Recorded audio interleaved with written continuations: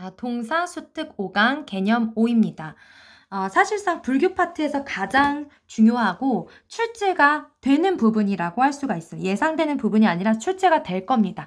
여러분들 이 부분 놓치면 안 되고요. 별표 빵빵 쳐놓고 보도록 하겠습니다. 이렇게 전래된 동아시아 불교의 공통적인 특징이 있어요. 수용 과정에서 볼 수 있듯이 국가불교의 성격을 가지고 있습니다. 다른 말로 호국불교, 국가를 수호하는 그런 불교로서의 역할인 거죠. 그래서 국가불교의 면을 보여주는 사례들이 굉장히 많이 있습니다. 군주와 부처를 동일시하는 건데요. 왕즉불 사상이 있어요. 특히 통일신라의 왕들이 신라 통일 이전부터도 그랬군요. 신라의 왕들이 이런 왕즉불 사상을 잘 보여주는 거고요. 전륜성왕 설화를 차용을 하기도 합니다. 인도의 불교를 포교했던 아소카 왕의 이미지를 따오는 거라고 할 수 있어요. 불교의 이상세계의 그런 왕, 지배를 완성시키는 왕을 전륜성왕이라고 할 수가 있겠죠. 이게 첫 번째 특징이었고요. 사례를 보면 여러분들 잘 알 수 있을 거예요. 두 번째는 전통사상과 고유신앙과 결합을 한다라는 거예요. 특히 유교 기반의 사회이기 때문에 동아시아에밖에는 없는 경전이 만들어집니다. 부모의 은혜는 무겁다라는 뜻을 가진 부모 은중경인데요. 이런 경전이 있어요. 효를 중시하는 걸 볼 수가 있죠.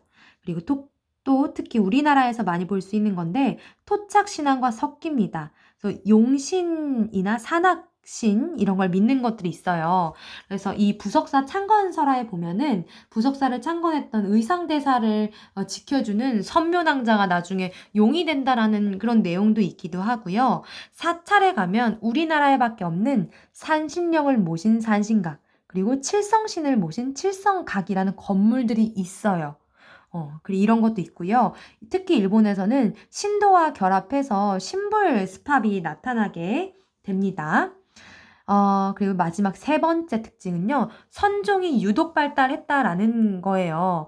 특히 이 선종은 남북조 시대 남인도 출신 달마라는 승려가 처음에 만든 건데 기존의 어떤 경전이나 교리 중심의 교종과 달리 직관적인 깨달음 그리고 어떤 수행해야 되는 참선 이런 걸 강조를 하는 겁니다. 그래서 이 선종이 유행했던 시기들이 있어요. 각국마다. 우리나라에서는 신라 말에 이 호족들이 아무래도 조금 귀족과는 다른 성향이고 소박한 성향이다 보니까 이런 선종과 잘 맞죠? 그래서 선종을 호족들이 지원을 하면서 이제 연관이 되는 그런 모습들이 나오기도 하고요.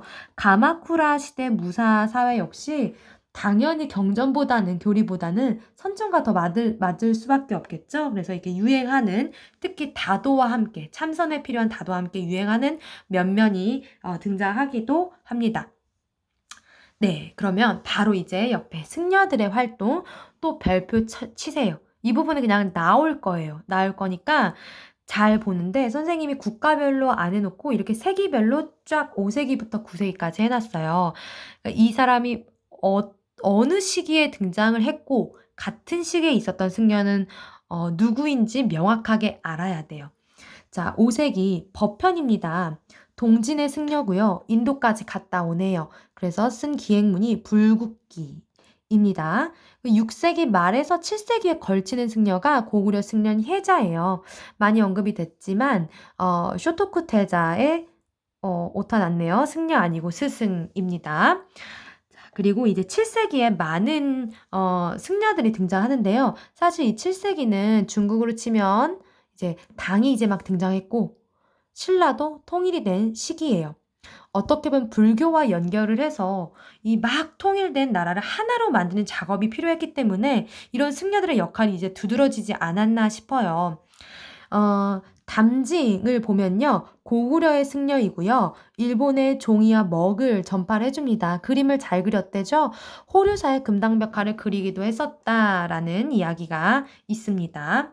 자, 그리고 이제 당나라의 현장 봅시다. 단독으로 그동안 문제가 많이 나왔어요.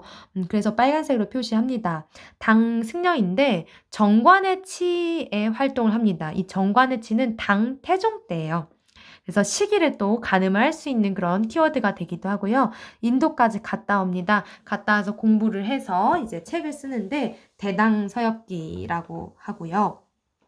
갔다 와서 불경을 보관할 그런 건물이 필요하죠. 그래서 대안탑을 건립을 합니다. 648년 7세기고요. 같은 시기에 거의 겹칠 거예요. 의상과 원효도 막 통일된 그런 신라에서 역할을 했던 승려들인데 신라 승려이고 의상은 당나라에 유학 갔다 오죠. 그래서 화엄종을 개창을 하게 됩니다. 배워와서.